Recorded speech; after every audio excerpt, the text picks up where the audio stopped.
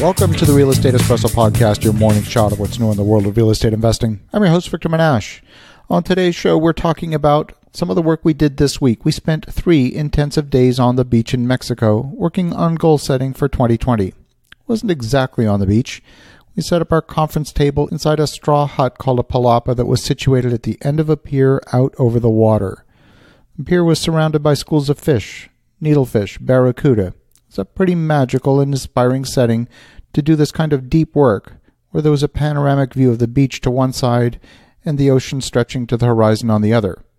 You can't improve something that you're not measuring. The business world is filled with performance metrics: revenue, profitability, efficiency, return on investment, gross profit, and on and on. We establish these measures to improve business performance, and it's said that anything that is actively measured has a general tendency to improve. The simple act of measuring brings more focus and attention to that metric. Sometimes businesses get off track by focusing on the wrong measures. You only need to look at companies like Sears, Macy's, and General Electric to see examples of companies that did a great job of optimizing the wrong metrics. Today's show is about setting expectations, not so much with others, but with ourselves. How often we as humans latch onto measures that we use to define our own sense of self-worth. For some people, their sense of worth is attached to their career, perhaps their title. A lawyer who needs to make partner by the age of 40. For some, it's the house they live in, the car they drive, how much money they have in their bank account. There's so many metrics that we unconsciously track on a daily and weekly basis.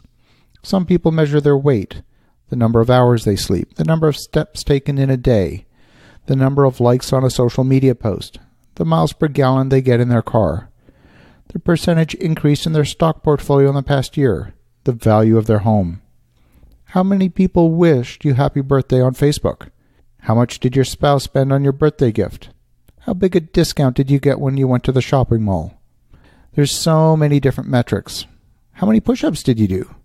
How many apartments do you have in your portfolio? And how many calories did you consume yesterday? How large a staff do you have in your company? And think about it. In each of these measures, there's an entire story wrapped up in what a good number means. More importantly, there's an opportunity to feel bad about yourself if the number isn't what you hope it to be. What does a number actually mean? And who decided what a good number or bad number really means? We measure so much in our lives. So often we measure things simply because they're easy to measure, not because they're going to have a meaningful impact on improving your life. The fuel efficiency of your car is not going to fundamentally change the quality of your life for better or for worse, but it sure is easy to measure. How many people measure the quality of time spent with their children, the number of hours spent hugging a loved one, the time spent laughing per day? We're now into the month of December, coming to the end of this decade, and as you prepare to launch into the next decade, now is a great time to be intentional about a handful of meaningful metrics that you will use to define yourself. More important than improving a given metric, choosing the right metrics ensures that you're aiming at the right target. So many people find themselves climbing the ladder of success, only to find that when they get to the top, they've leaned their ladder against the wrong wall.